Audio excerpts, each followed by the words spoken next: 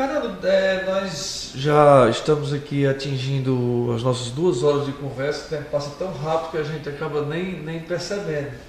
E diante do que a gente falou, claro que se a gente tivesse 10 horas de podcast, a gente teria assunto para conversar sobre a história de Mombaça, que a gente poder se aprofundar mais em cada um dos temas.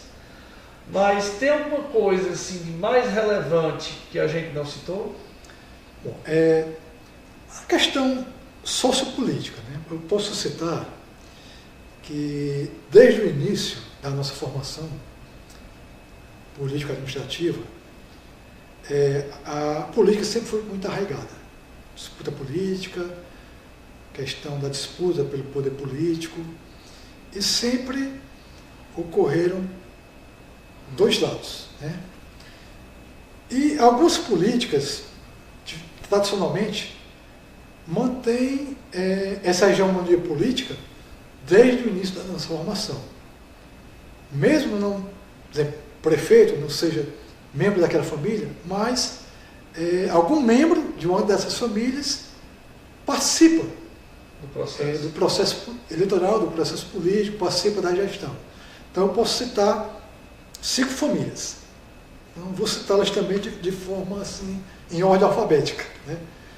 Posso citar família Alencar, Benevides, Castelo, Martins e Vieira. Alencar, Benevides, Castelo, Martins e Vieira. Então, vai falando os sobrenomes, a gente vai lembrando aqui. Os membros dessas 5 famílias geralmente foram prefeitos, né, foram vereadores, foram presidentes da Câmara, foram vice-prefeitos e, no momento, nós temos um Benevides como prefeito. Né? O Benevides assumiu a prefeitura, tinha sido há mais de 30 anos, tinha sido o Dr. Nelson Benevides Teixeira. E o Nelson, além de Benevides, ainda tem Castelo também. Benevides também é Castelo e também é Vieira. Vieira. Apesar de não ter sobrenome, o Dr. Nelson sangue, né? É Benevides, é Castelo e Vieira. Então, essas famílias sempre foram dominantes, né? Tem uma questão que a gente chama até de parentela, que isso é determinante para a manutenção do poder político, poder social, poder econômico. Essas famílias se uniram muitas vezes politicamente, havia muito casamento entre elas, né? Havia um entrelaçamento entre elas no casamento, e até mesmo casamento de parentes da mesma família, primo com primo. Né? Isso fazia com que esse poder político aumentasse, poder também econômico, consequentemente, ia aumentar. Então essas 5 famílias são de forma tradicional, representativas na história sociopolítica de Mombaça. É por isso que eu trouxe até aqui mais uma imagem, não sei se você vai poder exibir, que são... A qualidade não está muito boa. São 3 coronéis da história... Deixa eu ver se a gente consegue pegar aqui o máximo da política de Mombaça. Aqui, ó, Fernando, daqui. Da esquerda para a direita, Coronel Antônio Pedro Benevides, Coronel Augusto Francisco Vieira e Coronel João Martins de Mello. Todos 3 são nomes de ruas aqui em Mombaça, né? Eles detinham o poder sociopolítico de Mombaça no início do século XX, né? Eles faleceram na década de 20, os 3. O primeiro da esquerda, durante muitos anos, foi presidente da Câmara Municipal. O do centro também foi presidente da Câmara. Se o primeiro, além de presidente da Câmara, também foi intendente.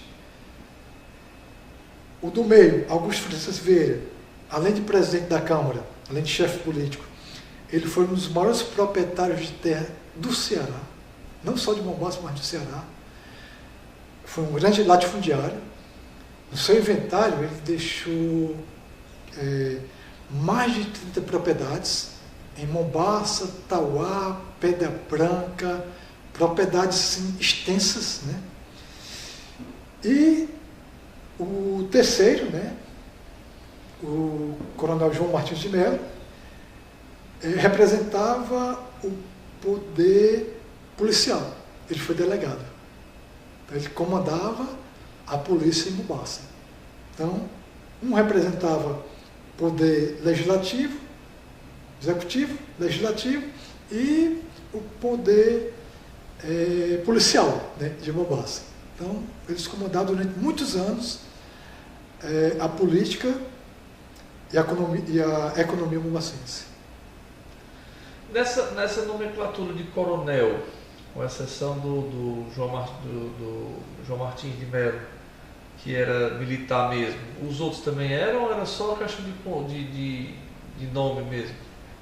Carlinhos, o João Martins de Mello não era militar. Naquela época era nomeado. O título de coronel é pelo prestígio político. Prestígio político, prestígio econômico, prestígio social. Dos três, só um tinha uma patente, que é o Augusto Francisco Vieira. Existia no Império e no início da República a Guarda Nacional. E cada município era formado um comando. Então, na época do Império, o imperador nomeava, né, os membros da Guarda Nacional, que eram nomeados de acordo com o seu poder econômico. O Augusto Francisco Vieira era coronel comandante superior da Guarda Nacional de Maria Pereira. Então, nomeado no Império. Né? Os outros dois não, eram coronéis pelo prestígio político. Né? Mas o Augusto Vieira não, era coronel de patente. Tudo bem. Fernandão, nós vamos ficando por aqui. Eu quero mais uma vez lhe agradecer